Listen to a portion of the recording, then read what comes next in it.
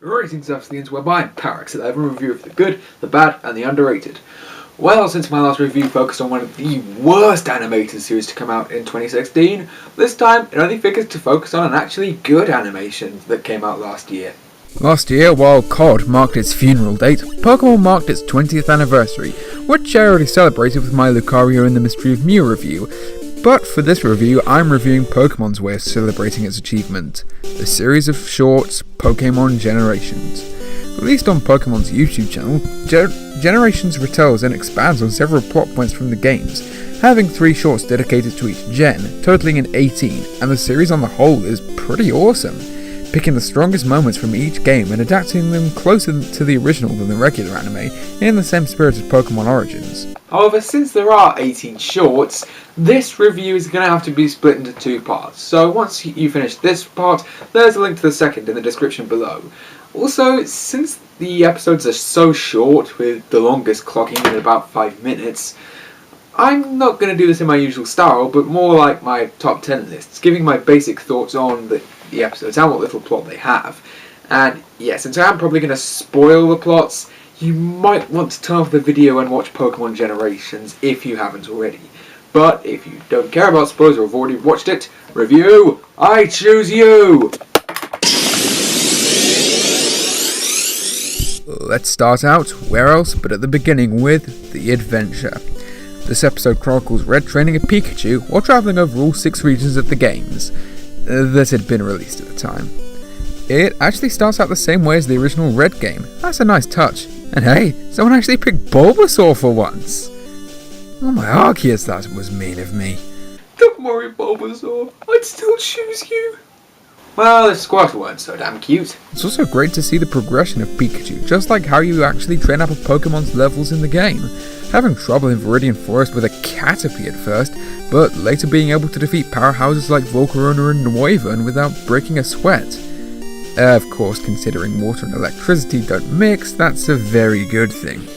Another nice little touch is that whenever the protagonists from the game show up, their faces are hidden. That adds to the nostalgia factor of you basically reliving the games, at least for the male players.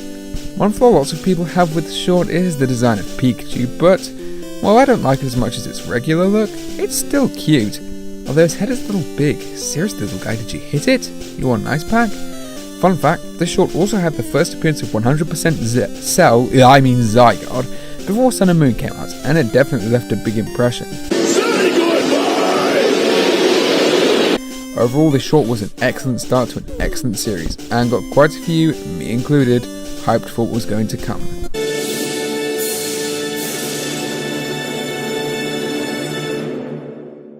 Next up we get The Chase, which follows up on the player's defeat of Giovanni at the Viridian Gym, and the police trying and failing to catch him. Most of the more interesting shorts were the ones that not only retold the events of the games, but expanded on them, and this was a great elaboration on this subplot in Red and Blue. Another great bonus for me was the retconning of Looker into Kanto, as he's been one of my favourite side characters in the franchise since Platinum, thanks to his determination, perseverance, and really nice coat. It's also nice to see a police force that actually seems reasonably competent. I mean, they do fail to catch Giovanni, but the SWAT officers are clearly well organised and trained. Although granted, they do have elemental creatures as weapons. Seeing Magnemite perform a door breach, a Machamp punch down wall, and an Arcanine frickin' liquefy another was just so awesome. And made me truly realise how much I want Pokemon to hug and pet them and be nice.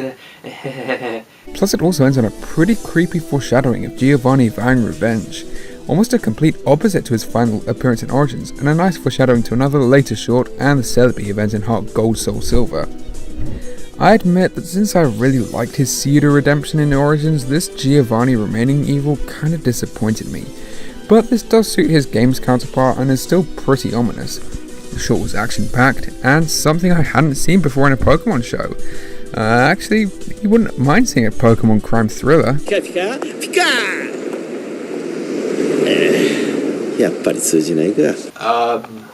Okay. Team Rocket will never fall. All Pokemon exist solely for the use of Team Rocket. To round out the Kanto-based episodes, we get The Challenger. where we get to see Blue take on and defeat the Elite Four just before Red arrives to beat him.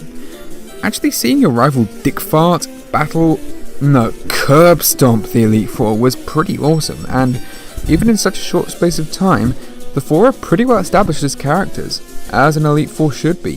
Lauralee is... I'll freeze him right into place. You can freeze me anytime, babe. Bruno's so muscle-bound and manly that he could give Armstrong an inferiority complex to pass down for generations. Agatha is a pretty creepy and twisted old hag, and Lance is...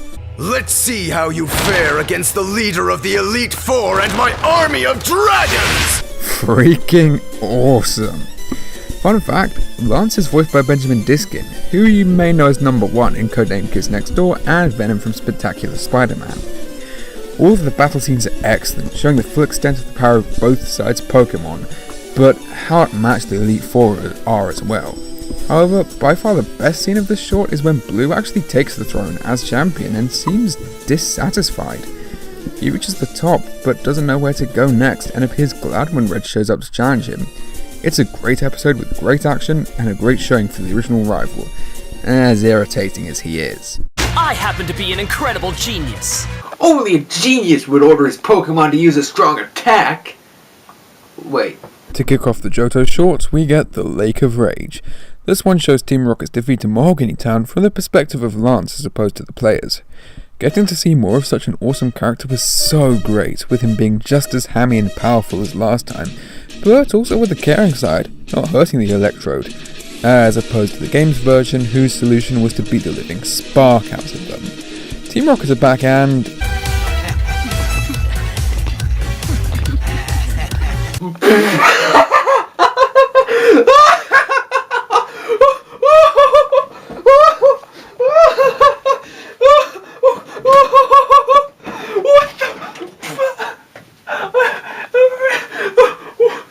Oh, sorry. I mean, Team Rocket have never been intimidating, but then... I mean, are they working for Team Rocket or the Ministry of Silly Walks? And they remain ineffective, seeing as how Lance Dragonite is able to plow through most of them with little to no effort. Even Petrel, who's supposed to be one of their strongest members, quickly gets turned into a butt monkey. It was good to see the Red Gyarados, the one and only shiny I've ever captured. I suck. I also like the touch that a lot of backgrounds in the Johto shorts are very minimalist or watercolour, similar to ancient Japanese art, and that aesthetic and theme was one thing I really loved about the Gen 2 remakes when I played them. This one was greatly appreciated, giving us more time with an awesome character doing awesome things. It's just awesome. Then is The Legacy. Picking up after Team Rocket's final defeat at Goldenrod Radio Tower, Looker, yay, goes to ask Silver about Giovanni, his father, as well as showing the last time they met. It's nice to get a much slower paced story this time, seeing as how all four previous shorts were really quick and action packed. Silver's a good contender for my favourite rival in the games, thanks to his backstory and character arc, being a good mix of the jerk rivals and friendlier rivals, while definitely growing more into the latter over the course of the game, and having an excuse for seeming soulless. I mean, he is a ginger. Strangely though, in this, Silver's voiced by Lucian Dodge, who voiced Blue in Origins, but in the Challenger, Blue was played by Eric Chimera, who also voiced Speeder Sound Sonic in One Punch Man. Both VAs do a good job in their roles, but it is a little odd. The flashback where Silver rejects Giovanni is pretty good, with his scumbag dad abandoning him, ironically to rebuild a stronger organization by saying he needs more people while leaving his own flesh and blood. But I do admit that dialogue does leave something to be desired. One day, you'll understand. I don't want to understand! I'm not going to be anything like you! Acting all high and mighty just because you've gathered up a bunch of followers, even though you're weak on your own! Even in only 4 minutes, it's an okay showing for Silver what makes his character tick. I've made it here on my own. Doing things my way. Together with my Pokemon. Which I got through Steel. I mean catching it on a route like a regular Pokemon trainer. Yes. However, the interactions between Silver and Looker are kind of meh, and even the dialogue between Giovanni and Silver is just okay, even though I still think the moment is pretty good. While I like it, this is probably the weakest short, as it doesn't really leave much of an impression. A much better, slower-paced episode is The Reawakening, our last Gen 2 short, which has Yucine narrating the origins of the legendary beasts, Raikou, Entei, and Suicune. The 3 Pokemon used to be normal, maybe Houndour, or just regular dogs, but after being killed in a fire at the Burnt Tower, or soon-to-be Burnt Tower back then, Ho-Oh brought them back to life, and after being rejected by the people out of fear, they ran away. This short is pretty beautiful, with the animation and the flashbacks sequence looking incredible, and while kind of sudden, the fear of the people in Ecruteak City is pretty understandable. I mean, if my old cat came back to life as a powerful elemental beast, I'd pray to every single deity possible. Ho-Oh bringing the dogs back to life was a great demonstration of the sheer power legendary Pokemon possess, a theme elaborated on quite a bit in the next few shorts in Hoenn. And while Yucine's motivation for finding Suicune is pretty well established, he's over-dramatic to say the least. I think even the 11th Doctor would find his bow tie a little over the top, and Ho-Oh used its rainbow-colored shining power to... Are you kidding me, Yucine? I don't think even My Little Pony would use a plot device that stupidly named. Despite some bits being a little overdramatic, this short was yet another great one, and the ending with Yucine finally seeing Suicune again was pretty touching. Even if it did lack some weight considering we know him for 3 minutes. Yet another slower and more character-driven short to end Johto, but a nice conclusion nonetheless.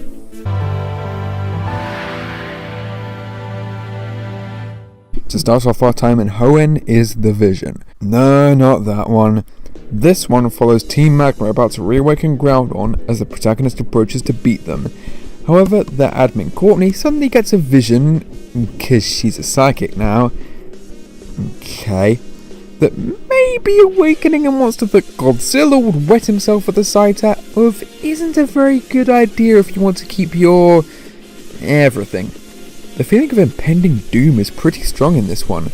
There's the building tension of the protagonist getting closer and closer to the submarine as Maxie prepares to finish his pretty ill thought out plans.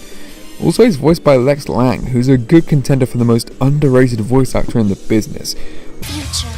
After this mission is over, we'll meet again. Look him up on Behind the Voice Actors, you'll probably find at least one role in a show you love from him. And he's a definite improvement over the anime voice actor, who was a little too weaselly and slimy for my taste. Heck, most of the voice acting is superior to the regular anime.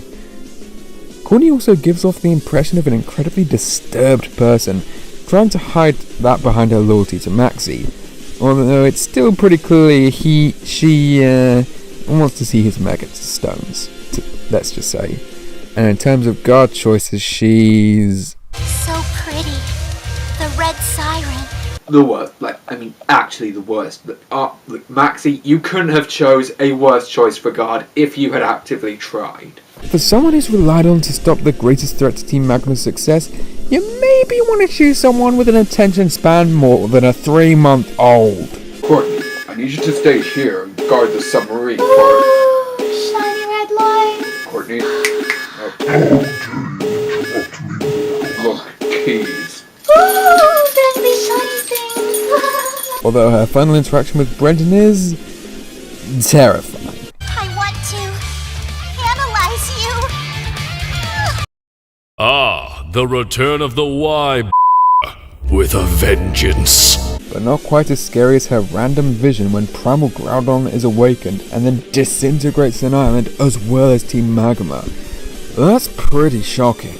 But Groudon's attack has nothing on the Cavern, where Team Aqua succeeds in awakening Kyogre, but there's no protagonist to stop it, and this is real life, not just a vision. That same feeling of dread from the last short is up to the extreme here, as Archie's admin Shelly desperately tries to convince him to stop, but to no avail. I admit, while I chose Omega Ruby, I think I'd rather have played Alpha Sapphire, as Archie is a magnificently hammy character and so much fun to watch.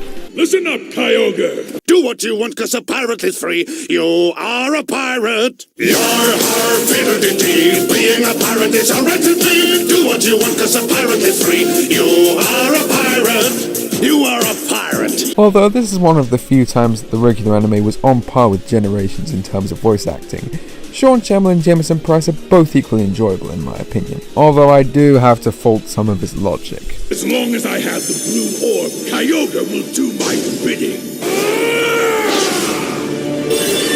That's why I just threw away the blue orb! Wait. Whoa.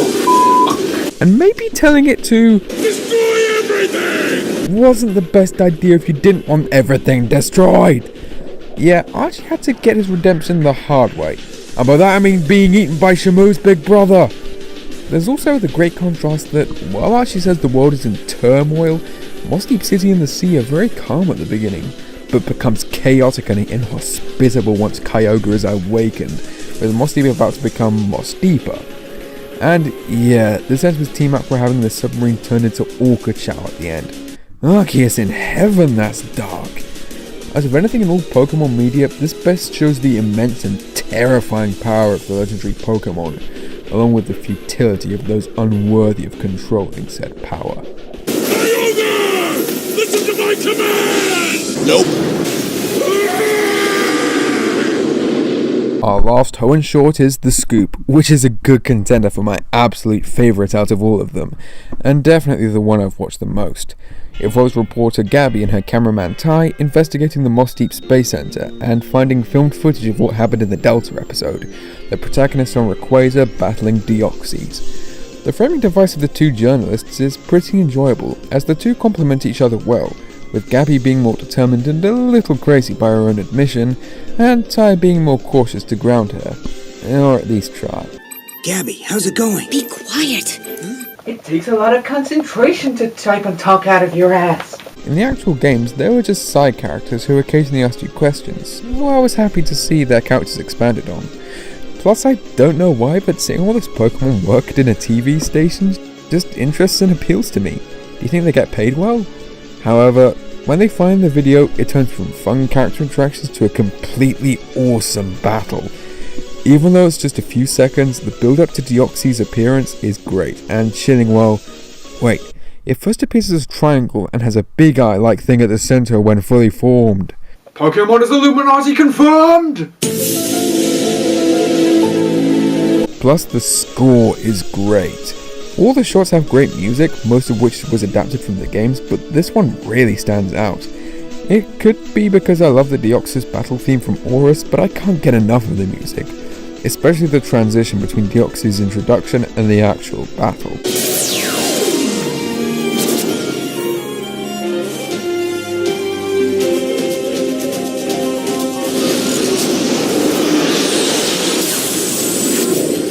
And when it kicks off, it's just amazing! What better way to finish off the overarching theme of the power of legendary Pokemon throughout the Hoenn shorts than by two of the strongest, one of which is the strongest Pokemon in game at the moment, duking it out. This is one of the best anime action scenes released last year, and last year had freaking One Punch Man and Igneel vs Acnologia in Fairy Tail come out, so that's saying a lot. The interesting movements and ultra powerful attacks of both combatants are breathtaking, a huge improvement over the god-awful CG in Destiny Deoxys. But this is also one of the few battles where the trainer is under threat, as he or she almost gets sliced in half by Deoxys. That's a great way of building tension. Also, I like how I can't see whether it's Brendan or May. I mean, we already saw Brendan and all the other protagonists we see are male, but it's a nice little detail, and all lack thereof. Rayquaza even manages to break through Deoxys' Protect with Dragon Ascent. I know it's inaccurate to the games, but it's awesome and beautifully animated, so who cares? Although the trainer has a much easier time catching it than I did. Lord knows I needed many more Ultra Balls. And resets.